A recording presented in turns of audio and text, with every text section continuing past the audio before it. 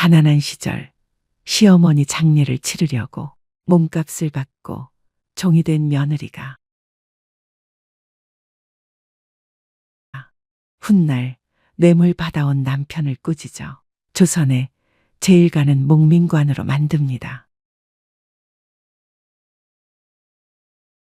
옛날에 경상도 현풍 땅에 곽씨 성을 가진 가난한 선비가 홀어머니를 모시고 살았다. 선비는 밤낮으로 책만 끼고 살았으므로 그의 아내가 삭바느질하여 근근히 살림을 이어갔다. 선비의 아내 이 씨는 가난한 서당 훈장의 딸로 태어났다. 어릴 때부터 바느질 솜씨가 고왔는데 부친의 도움으로 그를 익혔다. 부친은 말했다. 여자라 하여 그를 몰라도 된다는 법은 없다.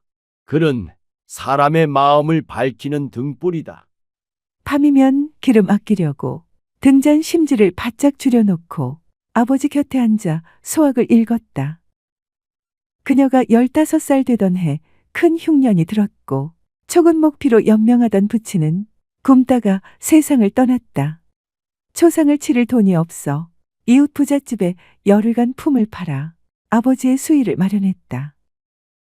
어머니는 그 모습을 보며 눈물을 훔쳤다.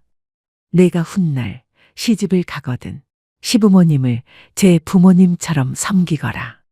부모를 잃어본 사람만이 부모 곁에 있을 때의 소중함을 안다. 이 씨 처녀가 곽선비에게 시집가게 된 것은 마을의 중매쟁이 하나가 품성이 곱고 신실한 데다가 글까지 아는 가난한 처자가 있다. 라고 선비 어머니에게 귀띔한 까닭이었다. 이 씨 처녀는 사실 선비를 알고 있었다. 어느 비바람치는 밤에 쓰러진 노모를 업고 의원을 찾아온 가난한 선비가 있었는데 비를 맞아 정작 본인은 덜덜 떨면서도 자기 겉옷을 벗어 노모를 덮어주고 노모의 손을 꼭 잡고 있는 모습을 마침 그 의원에 어머니의 약을 지으러 왔던 이 씨 처녀가 보게 된 것이다. 중매쟁이가 말하는 선비가 그 선비임을 알게 된 이 씨는 스스로 가난한 선비의 배필이 되기를 원했다. 시어머니는 혼수도 없이 빈손으로 들어온 며느리를 처음 보는 날 아무 말 없이 손을 꼭 잡아주었다. 그녀가 가난한 선비를 택한 이유는 단 하나였다. 가난은 잠시이나 학문은 평생이라 들었습니다. 가난은 견딜만 하므로 공부하는 남편을 모시고 싶어 시집 왔습니다. 그 말을 들은 시어머니는 웃으며 덕담했다. 내가 신랑이 선비인 것과 우리 집이 가난한 것을 다 알고 왔으니 진짜 복 있는 사람이다. 하지만 내가 모르는 것이 하나 있구나. 며느리가 고개를 들자 시어머니는 미소 지었다. 우리 집은 찢어지게 가난하니 각오를 단단히 해야 할 것이다. 시어머님의 그 한마디는 그녀의 평생 버팀목이 되었다. 시어머니는 무릎이 좋지 않아 날이 굳으면 방 안에서 종일 앓는 날이 잦았다. 그런 날이면 새벽부터 쑥을 뜯어다 찜질 주머니를 만들어 시어머니 무릎에 얹어드렸다.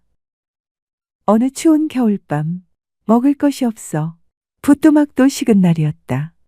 그녀는 삭바느질감을 바느질통에 덮어두고 몰래 나가 이웃집 안악에게 쌀 한 줌을 구워왔다. 죽 2그릇을 써 한 그릇은 신랑에게 주고 나머지 한 그릇을 시어머니 앞에 내놓았다. 시어머니는 한 숟가락 뜯어 말고 물었다. 너는? 저는 아까 먹었습니다. 시어머니는 잠자코 죽 그릇을 밀어 반을 덜어주었다. 그녀는 받지 않겠다고 했고 시어머니는 그러면 자기도 죽을 먹지 않겠다고 했다. 두 사람은 그날 밤 말없이 죽 한 그릇을 나눠 먹었다. 가난은 끝날 줄을 몰랐다. 한 사람 유일하게 남아있는 늙은 종이 나무를 해다 팔기도 하고 남의 집 일을 해주고 삭슬 받아 살림에 보탰지만 끼니를 거르는 날이 많았다. 한 번은 늙은 종이 멀리 떨어진 곳에 사는 선비의 친척 집으로 양식을 얻으러 떠났다. 하인이 떠난 지 얼마 지나지 않아 시어머니가 갑자기 병이 나서 자리에 누웠는데 며칠 후 세상을 떠났다. 시어머니는 세상을 뜨기 전날 밤 정신이 약간 맑은 틈을 타 며느리의 손을 잡고 말했다. 내가 너한테 해준 것이 아무것도 없구나. 그녀는 고개를 숙이며 대답했다. 어머님은 저를 믿어주시고 사랑해주셨습니다. 그것이면 저는 족합니다. 며느리에게 그 말을 들은 시어머니는 편안하게 눈을 감았다. 선비 내외는 약 한 첩 써보지도 못한 채 어머니가 세상을 떠난 것이 마음 아파 슬피 울었다. 얼마를 울고 나서 생각하니 장례 치를 일이 걱정이었다. 집에는 쌀 한 톨, 배 한 조각이 없었고 시신을 묻을 곳도 구할 수 없었다. 그렇다고 도움을 청할 만한 곳이 있는 것도 아니었다. 사흘 동안 어머니의 시신을 붙들고 울면서 생각해 보았지만 장례를 치를 방도가 없었다. 얼마 후 선비의 아내가 말했다. 여기서 50여리 멀리 떨어진 곳에 부자인 대감이 산다고 하는데 내가 그 집 하녀로 몸을 팔기로 하고 몸값을 미리 받아 장례를 치르면 어떻겠습니까? 선비는 양반 집안의 여인이 남의 집 하인이 될 수 없다는 생각에서 아내의 말에 동의하지 않았다.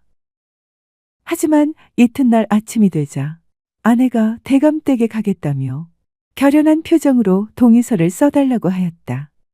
달리 방법이 없으므로 선비는 눈물을 줄줄 흘리면서 동의서를 써주었다.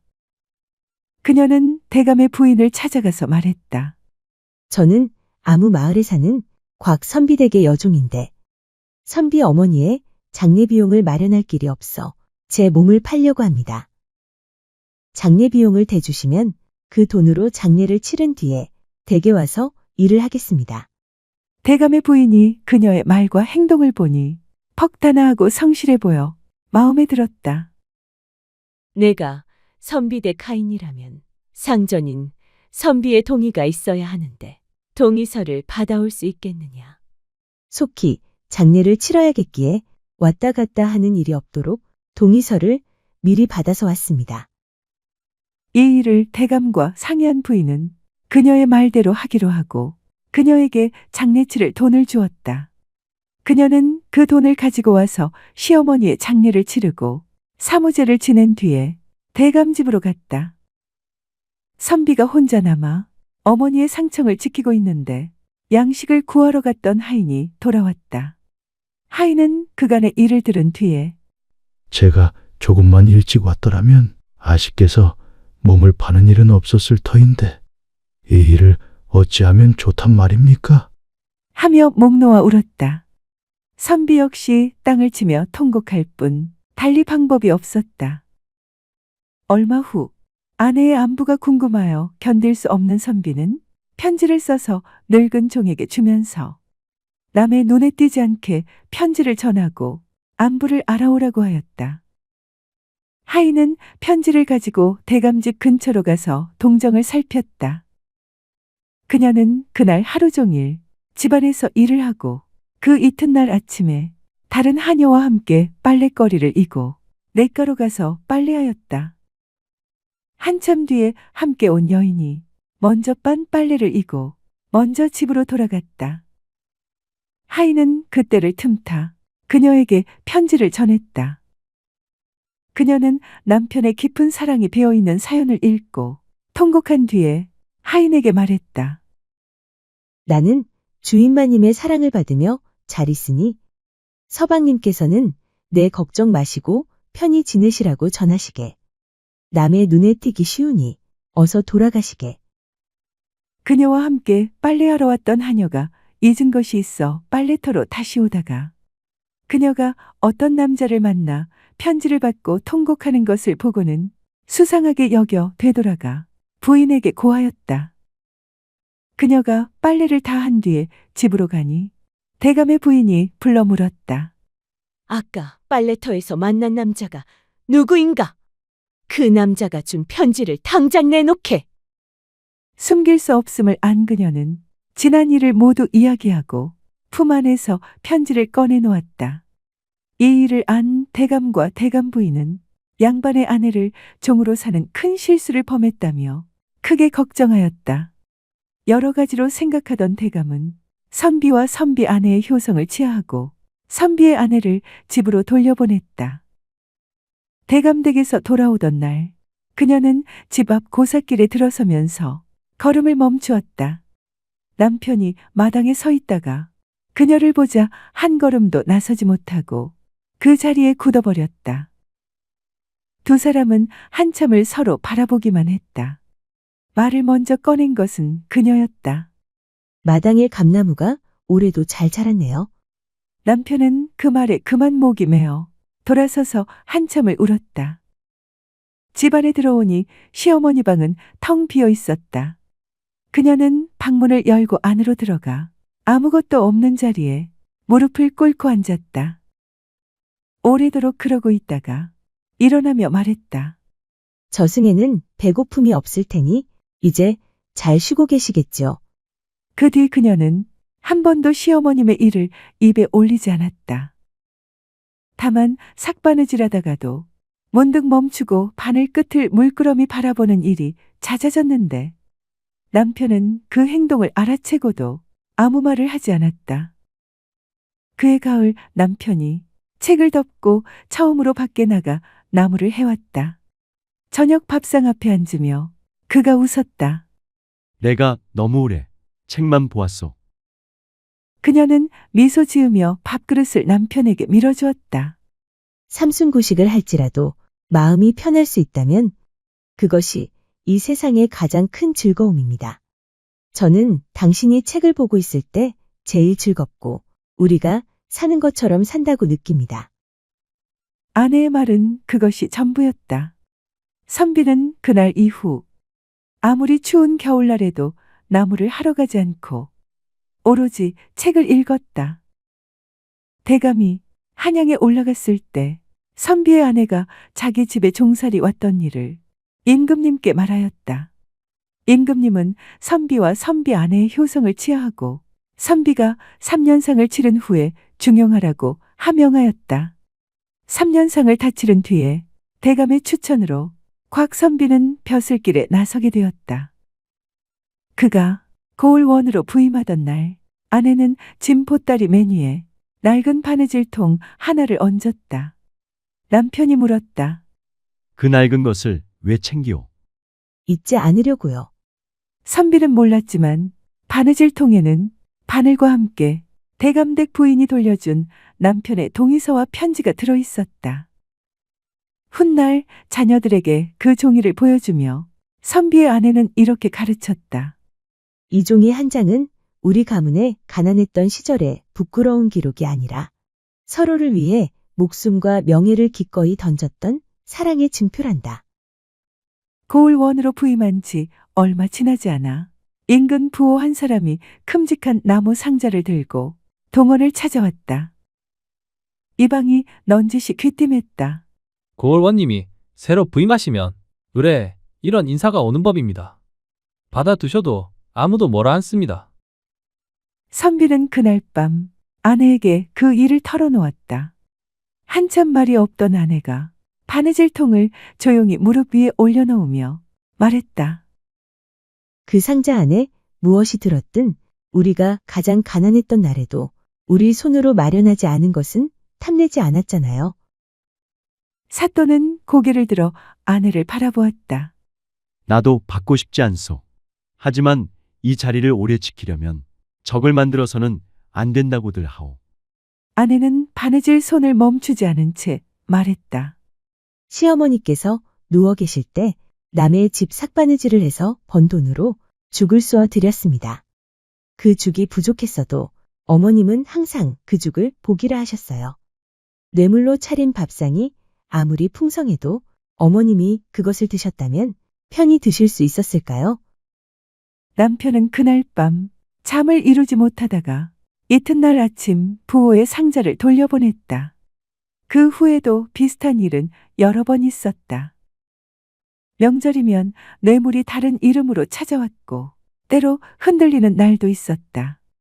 그럴 때마다 아내는 길게 말하지 않았다. 다만 저녁상을 차리며 한마디씩 건넸다. 오늘 밥이 맛있었지요? 우리 힘으로 번 것입니다. 그 말이 남편에게는 어떤 훈계보다 무거웠다.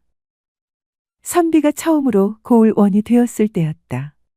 그의 여름 가뭄이 2년 동안 이어져 논바닥이 갈라지고 백성들은 나무 껍질과 풀뿌리로 연명하고 있었다. 관아에 비축한 곡식을 풀려고 하자 아전들이 말했다. 관아의 군량은 비상시를 위한 것입니다. 쉽게 풀 수 없습니다.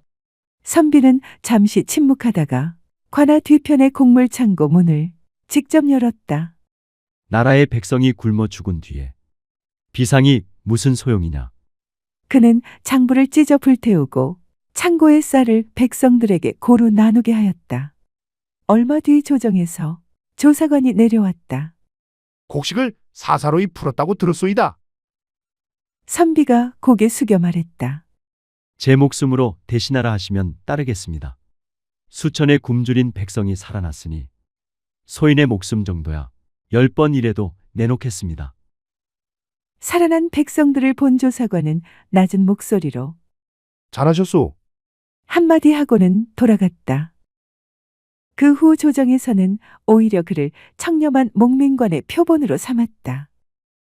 선비가 다스리던 고을에는 매년 홍수가 나는 큰 강이 있었다. 백성들은 여름만 되면 살림을 싸들고 산으로 피난을 가야 했다. 전임 수령들은 임시로 흙만 쌓고 끝냈지만 선비는 달랐다. 그는 직접 집신을 신고 강바닥에 내려가 물살을 살폈다. 물길을 막으면 안 된다. 물이 흘러갈 길을 만들어야 한다. 그는 강이 굽은 곳을 터주고 돌과 나무로 단단한 둑을 쌓게 했다. 백성들이 말했다. 원님, 이런 공사는 나라에서 돈을 주지 않습니다. 선비는 자신의 녹봉을 탈탈 털고 집에 있는 돈 되는 모든 것을 다 팔아 공사비에 보탰다. 그의 여름 홍수가 왔지만 강물은 둑을 넘지 않았다. 마을 아이들이 물가에서 뛰놀며 외쳤다. 강이 착해졌어요. 그날 이후 백성들은 그를 물길을 바로잡은 원님이라 불렀다. 훗날 그가 높은 벼슬에 올랐을 때 어떤 이가 물었다. 어떻게 그 오랜 세월 청렴을 지키셨습니까? 그는 잠시 생각하다 웃으며 대답했다. 아내가 밥을 맛있게 지었소. 듣는 이들은 모두 농담인 줄 알고 웃었지만 그는 진심이었다. 이를 잘하여 많은 사람의 칭찬을 받고 점점 승진하여 벼슬이 정승에 이르렀는데 나이 60이 되자 벼슬을 반납하고 칼같이 고향 현풍으로 돌아갔다. 퇴임하고 달라진 점은 비 맞은 단풍잎처럼 아내 뒤를 졸졸 따라다니는 것이었다. 사랑방에 있는 대신에 온종일 바느질하는 아내 옆에서 책을 읽었다. 보다 못한 아내가 사랑채로 옮겨 바느질을 하니 비로소 사랑에서 책을 읽었다. 소클 극장입니다. 들어주셔서 고맙습니다. 매주 토요일은 감동적인 사연이나 간절한 기도가 만든 영험 등을 찾아서 올리겠습니다. 구독과 좋아요 그리고 알람 설정 부탁드립니다. 다음에 만날 때까지 건강하시기를 기원합니다.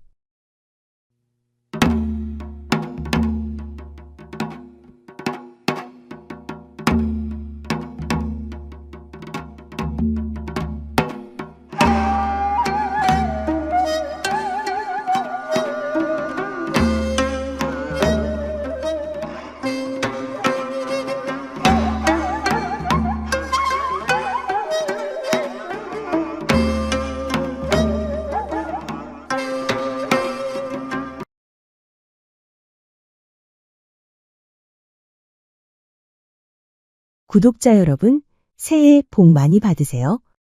오늘은 효성에 관한 재미있는 이야기 4편을 모은 오디오북입니다. 구독과 좋아요 그리고 알람 설정 부탁드립니다. 첫 번째 꼭지. 술 잘 먹는 효자와 술 못 먹는 불효자 이야기입니다. 옛날 어느 마을에 술을 잘 먹는 사람과 술을 못 먹는 사람이 살았다. 그런데 술 잘 먹는 사람은 효자라고 소문이 나고 술 못 먹는 사람은 불효자라고 소문이 났다. 술 잘 먹는 사람은 장에 가면 여러 사람이 보는 데서 어머니 드린다고 좋은 반찬을 사곤 하였다. 이를 본 마을 사람들은 저 사람은 술은 좀 많이 먹지만 자기 어머니 드린다고 맛있는 반찬을 꼭 사는 걸 보면 참 효자야. 하고 칭찬하였다.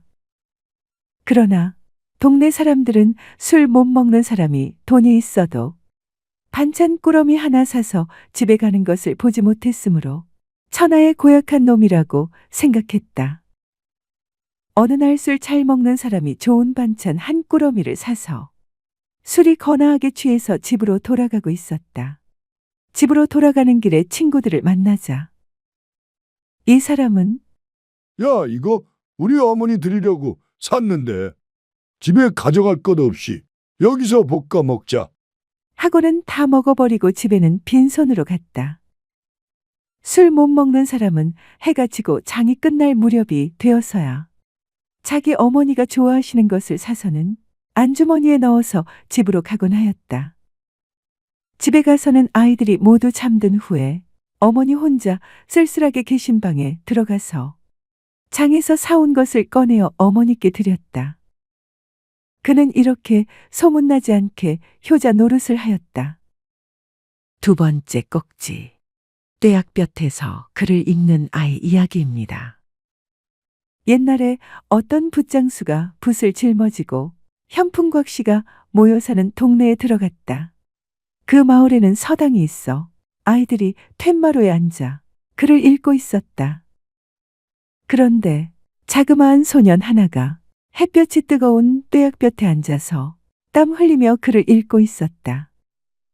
아니, 저 아이는 왜 시원한 마루 위에서 글을 읽지 않고 햇볕이 쨍쨍 내리쬐는 마당에 앉아 땀을 흘리며 글을 읽을까? 참으로 이상한 일이로다.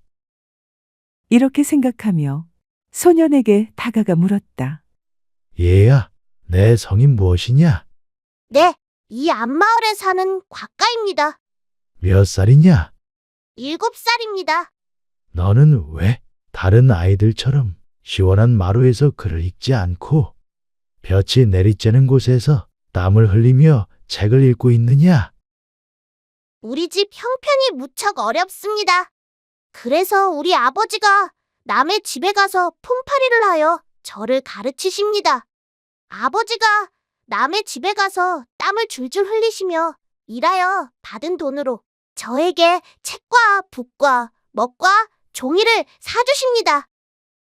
아버지는 떼약볕에서 논을 메고 밭을 매며 땀 흘리시는데 저는 시원한 데 앉아서 글을 읽기가 죄송스럽습니다. 그래서 아버지를 생각하며 열심히 공부하려고 떼약볕에서 글을 읽고 있는 것입니다. 이 말을 들은 붓장수는 그 아이의 갸륵한 마음을 칭찬하고 열심히 공부하여 훌륭한 사람이 되라고 하면서 그 아이에게 좋은 붓을 선물로 주었다. 그 아이는 자라서 훌륭한 사람이 되었다고 한다. 세 번째 꼭지. 효자상을 타려다가 곤장 맞은 사람 이야기입니다. 옛날에 임금님이 민심을 살피기 위해 평복을 입고 대궐을 나와 밀행하였다. 지금은 대통령 사진이 있고 텔레비전이 있어서 대통령의 얼굴을 다 알지만 그때는 사진도 없었으므로 비밀리에 순행하면 알아보는 사람이 거의 없었다.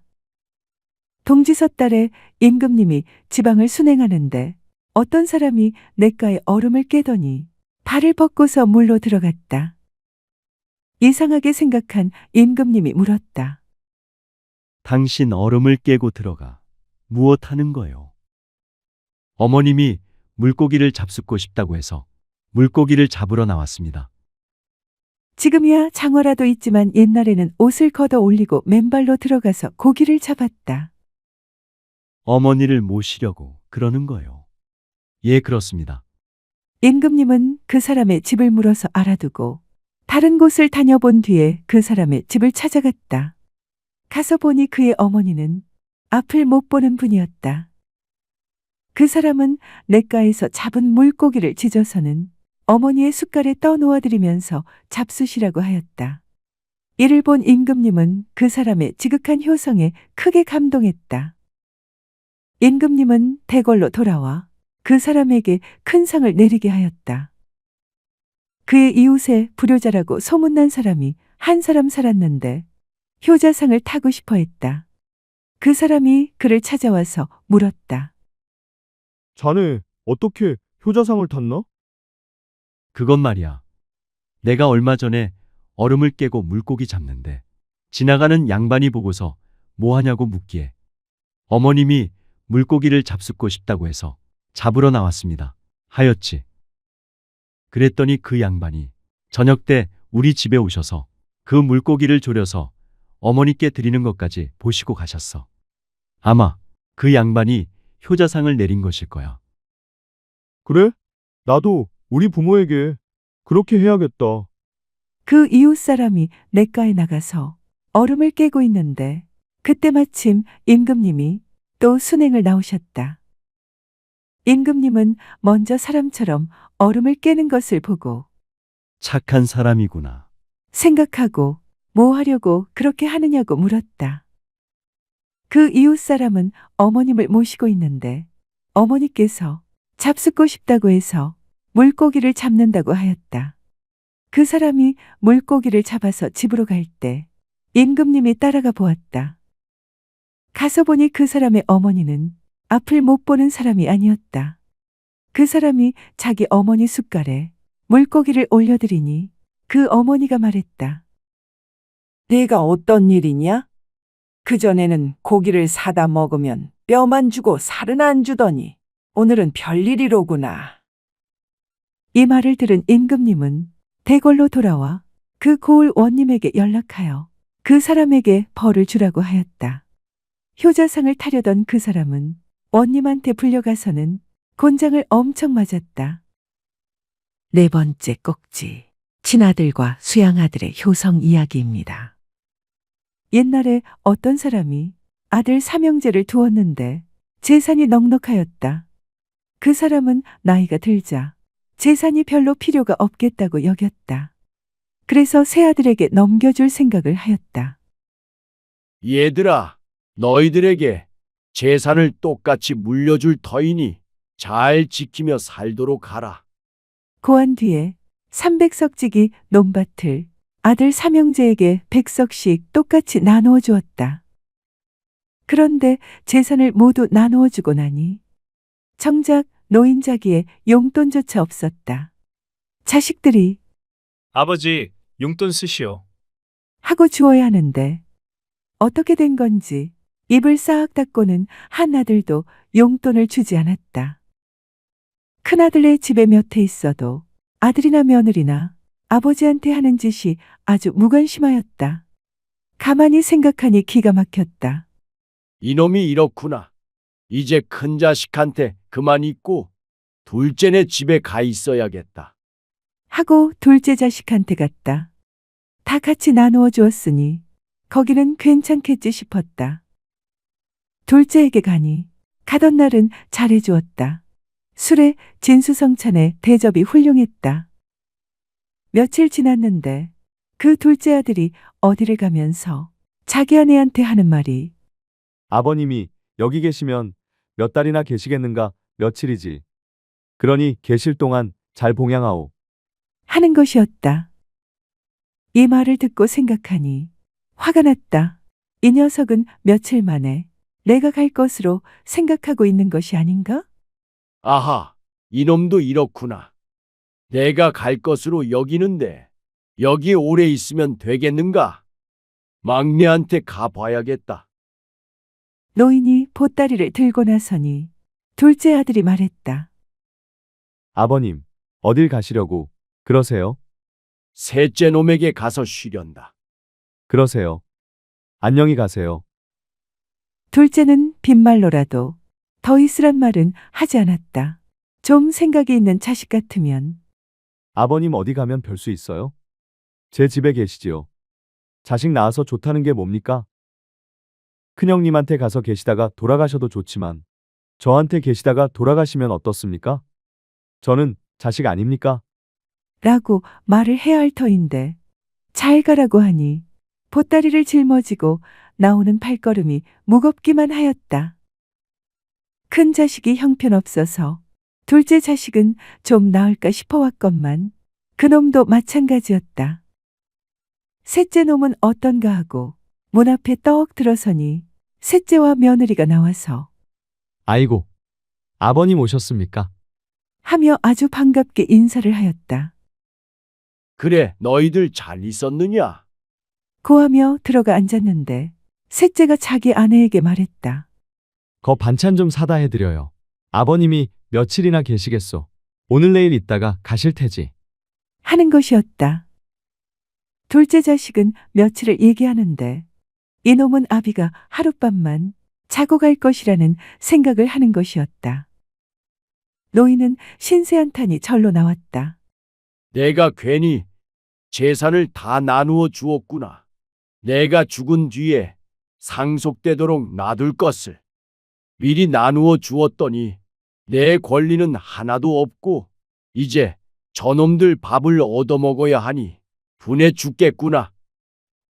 노인은 홀로 앉아 신세한탄하다가 내가 나가서 얻어먹더라도 내 힘으로 얻어먹어야지. 아들들하고 있어서는 아니 되겠다. 생각하고는 보따리를 싸 짊어지고 나섰다. 정처 없이 가다가 날이 저물었으므로 노인은 불이 반짝반짝하는 큼직한 동네를 찾아갔다. 이 집으로 갈까 저 집으로 갈까 하다가 좀 넉넉한 집에 가야 마음 편히 얻어먹겠다 싶어 소슬대문에 근사한 집을 골라 찾아가서 이리 오너라. 하고 불렀다. 그러자 한 젊은 청년이 나와서 물었다. 누구 찾으십니까? 누구를 찾는 게 아니라 내가 길을 가다가 날이 저물어 하룻밤 신세 지려고 하는데 어떤가? 예, 그러시죠. 좀 누추하지만 사랑으로 드시지요. 노인이 사랑마루에 올라서니까 이 청년은 안으로 들어가 영창문 잠근 것을 다 열어놓고 들어오라고 하였다. 사랑에 들어가니 방석을 내어놓으며 앉으라고 하였다. 인사를 나눈 뒤에 노인이 그 주인 청년에게 물었다. 그래, 청년은 부친이 계신가? 안 계십니다. 어디 가셨는가? 어딜 가신 것이 아니라 제가 일찍이 부모님을 여의었습니다. 그거 참 딱하게 되었구먼. 그래, 몇 형제나 되는가? 예, 저 혼자이옵니다. 혼자인데 어떻게 이런 큰 집에서 살고 있나? 예, 그저 농사 짓고 있습니다. 이렇게 이야기하고 있는데 저녁상이 진수성찬으로 나왔다. 집안의 규범이 기가 막히는구나. 안부인네가 이렇게 조석을 잘 차려 나올 때는 주인이 들어가서 잘 차려 내오라는 말이 먼저 있어야 했을 텐데 나하고 이야기하느라고 주인은 안에 들어갈 틈도 없었는데 손님이 온 줄 알고 이렇게 차려내는 것을 보니 대단한 가정 범절이로구나. 하고 생각하며 저녁을 먹었다. 저녁을 먹은 뒤에 혼자 아랫목에 누워 있는데 주인 청년이 손님 대접하느라고 사랑에 나왔다. 노인어른께서는 어디 사십니까? 아무 데에 살고 있소이다. 나이 차이가 크게 나긴 하지만 하도 예의범절이 발라서 아까처럼 말을 놓을 수가 없었다. 자제분은 몇 분이나 되십니까? 나는 자식도 없고 나 혼자 몸이라오. 혼자시면 어떻게 생활하십니까? 동가식 서가숙하며 얻어먹고 다니지요. 자식 없는 늙은이가 별 수 있나요? 그러십니까? 그러면 다른 데 가실 것 없이 여기 계시지요. 거처가 좀 불편하시더라도 다른 데 가시지 마시고 제 집에 계셔요. 아니 청년, 당신 집에 눌러 살면 이 늙은이를 어떡할 작정이요? 기운도 없고 무슨 소리를 할 줄 아는 것도 아니고 늙어 무용지물인데 밥이나 축내고 빨랫감만 늘릴 뿐이지. 아이고 어르신, 그것이 무슨 상관입니까? 그저 저는 아직 젊은 사람이고 노인장은 가난한 형편이니 제 집에 계시면 제가 아버지로 모시려고 그럽니다. 일찍이 부모를 여의어 아버지 소리를 할 데가 없습니다. 그러니 어르신을 아버지로 모시면서 조석 범절이라든지 여러 가지를 배우렵니다. 그리하여 노인은 그 청년과 부자지간에 의를 맺고 그 집에 있게 되었다. 그런데 그 집에서는 세월이 지나도 노인을 집에 들어오던 날과 조금도 다름없이 잘 모셨다. 몇 달 후 노인이 집에 있는데 그 청년이 의관을 정제하고는 사랑방에 들러 말했다.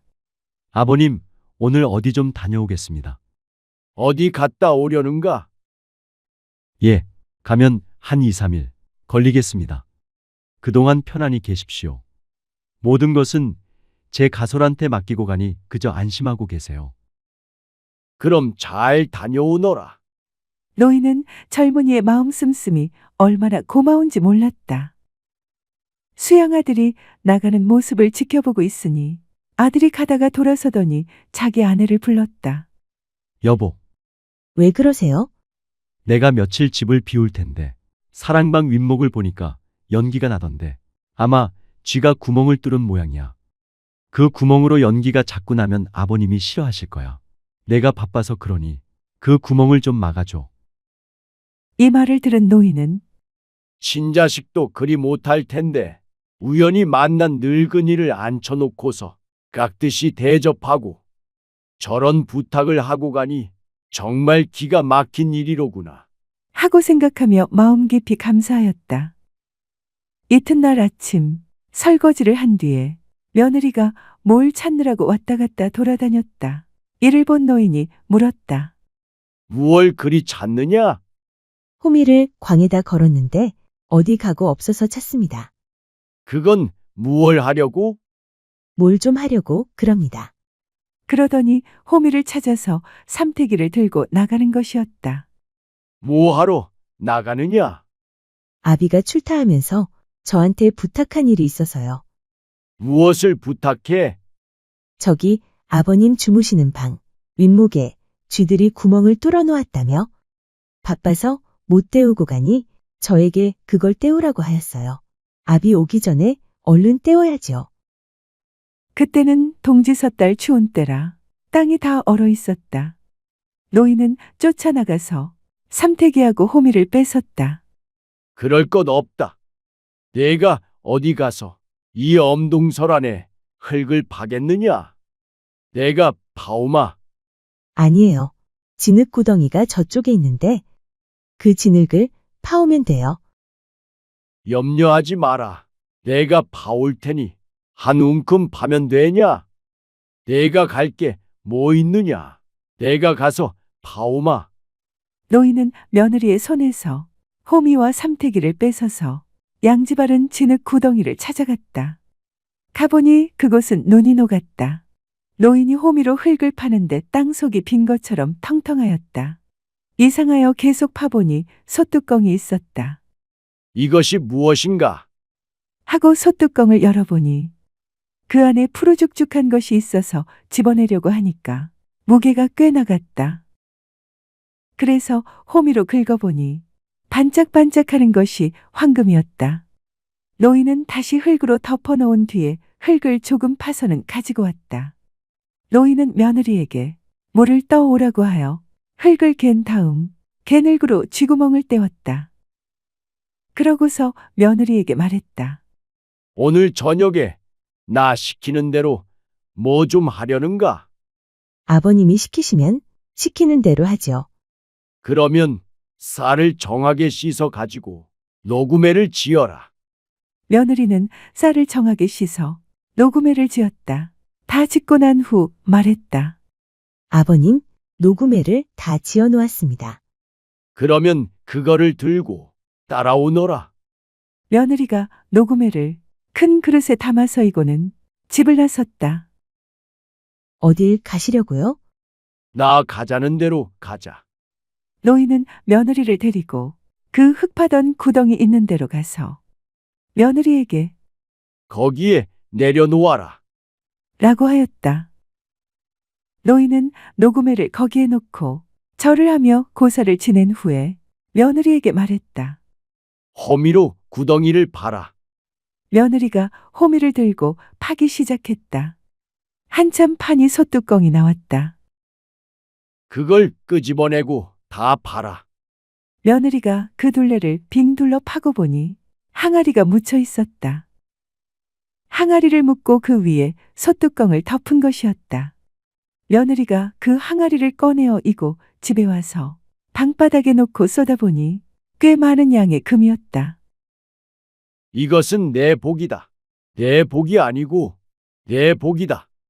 그러니 잘 간수했다가 아비가 오거든 적절하게 사용하도록 넘겨주어라. 며느리는 자기 남편이 온 뒤에 그걸 내놓으며 자초지종을 이야기하였다. 그러자 수양아들이 노인한테 와서 인사를 드린 후에 말하였다. 그 보물은 아버님이 가져오셨으니 아버님 재산입니다. 천만에 그게 왜 내 재산이냐? 그것은 너한테로 온 복이니 그건 내가 처리해라. 수양아들은 금을 전부 팔아서 수양아버지 이름으로 논 수백 섬지기를 샀다. 노인은 수양아들 집에서 마음 편히 잘 먹고 잘 입으며 몇 년을 지냈다. 그러다 보니 친자식 생각이 간절하였다. 노인은 친자식들을 한번 찾아봐야겠다고 생각하였다. 그런데 저희 아버지를 싫어하고 박대한 것들이 그 재산을 가지고 여태껏 잘 있을는지 의문이었다. 부모를 싫다고 한 놈들이 아무래도 재산을 잘 유지하고 있을 것 같지는 않았다. 그래서 국리 끝에 수양아들을 불렀다. 할 이야기가 있는데 들어주겠느냐? 아버님 분부라면 무슨 말씀인들 거역하겠습니까? 말씀하세요. 자식도 없는 늙은이가 거린 노릇을 하며 얻어먹고 다니다가 너의 집에 와서 너를 아들로 삼아 여태 호의호식하였는데 이제 조금 안정이 되니 나같이 얻어먹는 사람이 한둘이 아닐 텐데 하는 생각이 문득 드는구나. 그래서 거린 잔치를 했으면 하는데 어떻겠느냐? 그렇게 하시지요. 우리가 이만큼 먹고 사니 몇 달 동안 푸짐하게 하고 싶구나. 소도 잡고 돼지도 잡아 푸짐하게 해서 석 달 열흘 100일 동안 잔치를 하자. 그렇게 하겠습니다. 수양아들은 분부대로 음식을 장만해서 잔치를 시작하였다. 아무 골 아무개가 며칠 날부터 며칠 날까지 거린 잔치를 하니 모두 참석해 주시오. 하는 방문을 붙였다. 잔치를 열고 보니 전국에 있는 거지들이 다 모이는데 자기 아들 삼형제는 한 놈도 나타나지 않았다. 노인은 속으로 이놈들이 여전히 잘 사는 것이로구나. 하고 생각하였다. 잔치가 끝날 무렵이었다. 저쪽에서 거린 몇 명이 보따리를 걸머지고 오더니 둘러앉았는데 아들 같았다. 며칠가 지났으므로 자식 얼굴이 선명하게 떠오르지도 않고 눈도 어두워 잘 보이지 않으므로 접수부를 다시 확인해 보니 자식들이 틀림없었다. 노인이 양아들을 불러 말했다. 저기 있는 거린들은 오늘 보내지 말고 오늘 저녁부터 내일 아침까지 잘 대접하여라. 예, 그리하겠습니다. 그래서 큼직한 행랑방 하나를 치우고 세 거린과 부인 자식들까지 그 방에서 재우고 잘 대접하였다. 수양아들이 노인에게 물었다. 저 거린들을 특별히 하루 재우라고 하시니 무슨 연유로 그러하십니까? 그럴 일이 있으니 아무 말도 말게. 다음에 이야기하겠네. 밤이 깊어진 뒤에 노인이 양아들을 불렀다. 너한테 긴히 할 말이 있는데 들어주겠느냐? 예, 무슨 말씀이든지 듣겠습니다. 내가 원래 자식이 없는 것이 아니었다. 아들 삼형제가 있었는데 하며 노인은 저간의 상황을 이야기했다. 이야기를 다 듣고 양아들이 말했다. 세상에 이런 사람도 있고 저런 사람도 있다지만 자식이 하나 둘이 아니고 셋이나 되는데 아드님들이 모두 아버지한테 너무했습니다. 하지만 아버님께도 잘못이 큽니다. 한 사람당 100석지기씩 나누어 주었는데 그걸 다 털어먹고 거린이 되어온 것이 아닙니까? 그렇지. 제 부모 싫다고 모시기를 꺼리는 놈들이 잘될 이치가 있겠는가? 그러니 내가 그놈들이 어떻게 되었나 궁금해서 100일 잔치를 하자고 한 것이다. 잘 살 것 같으면 안 찾아올 테고 못 살면 거지가 되어 헤매다가 찾아올 줄 알고서 말이다. 참, 내 뜻과 같이 되어서 들어왔구나. 그들이 불쌍하니 하는 수 없이 여기서 먹고 자게 해야겠구나. 자식도 자식이지만 어린 손자들이 이런 겨울에 돌아다니는 걸 보니 눈물이 나는구나. 아버님 말씀이 지당합니다. 옛날 어른들이 10손가락 깨물어 안 아픈 손가락이 어디 있느냐 라고 했지요. 부모로서 자식 생각 안 하는 사람이 누가 있겠습니까? 지당한 말씀입니다. 아무 염려하지 마십시오. 수양 아들은 행랑방에서 자는 노인의 아들 삼형제를 불러들였다. 노인이 아들들을 향해 물었다. 나를 알아보겠느냐? 그러나 아들 삼형제는 아버지를 얼른 알아보지 못하였다. 몰라볼 테지. 이놈들아, 잘 들어봐라. 100석지기씩 받았으면 평생 잘 먹고 잘 살아야 할 것 아니냐? 너희가 날 박대하는지라 내가 집을 나와 여기저기 돌아다니다. 이 집에 들어와서 젊은 주인을 만났는데 주인이 조실 부모에서 부모를 섬겨보지 못했다고 어디 돌아다니지 말고 자기 집에 계시면 성의껏 봉양하겠다고 해서 수양 부모가 되어 살고 있다. 그래서 여태껏 호의호식하고 잘 살다가 너희들 생각이 나서 내가 100일 동안 거린 잔치를 했다. 내가 얻어먹고 다니던 생각을 하고 불쌍해서 이렇게 잔치를 한 것이야. 그래서 너희들이 여기까지 오게 되었는데 그런데 이놈들아, 아비도 몰라본단 말이냐?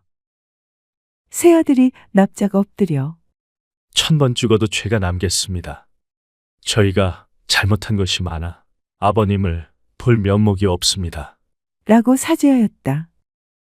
이 집 주인이 착하기에 한량없다. 늙은이 얻어먹고 다니는 걸 제 부모를 삼아 이렇게 봉양하니 거린들에게 논 몇 마지기씩 주어서 먹고 살게 해주지 않을 리가 없다. 그러니 이 주인의 처분을 바라라. 그러자 수양 아들이 말했다. 아버님, 저분들은 아버님 아들 삼형제이고 저 또한 아들이 되었으니 이제 아버님의 아들이 사형제가 되었습니다. 그러니 토지 있는 것을 내 형제가 똑같이 나누면 어떻겠습니까? 아니, 그것은 안 되지. 그것은 자네 집안에 대대로 내려오는 재물인데 그걸 어째서 저놈들을 주느냐? 농사지어서 쌀 몇 가마씩을 줘서 먹고 살게는 할망정 토지를 나누어 준다는 것은 절대로 말이 안 된다. 아버님, 금을 판 돈으로 토지를 사서 아버님의 명의로 해놓았습니다. 그러니 전부터 가지고 있던 제 땅은 그대로 두고 아버님 명의로 된 땅만을 세 형님께 나누어 주십시오. 내가 이러니 복을 받아 잘 사는구나. 그래, 고맙다. 이렇게 하여 노인은 또다시 아들들을 먹고 살게 해주었다. 소우쿨 극장입니다. 들어주셔서 고맙습니다. 구독과 좋아요 그리고 알람 설정 부탁드립니다. 재미있고도 좋은 글로 보답하겠습니다. 매주 목요일은 오디오북 시간입니다. 이번 주는 금요일 오전에 오디오북을 업로드하게 되었습니다. 죄송합니다. 다음에 만날 때까지 건강하시기를 기원합니다.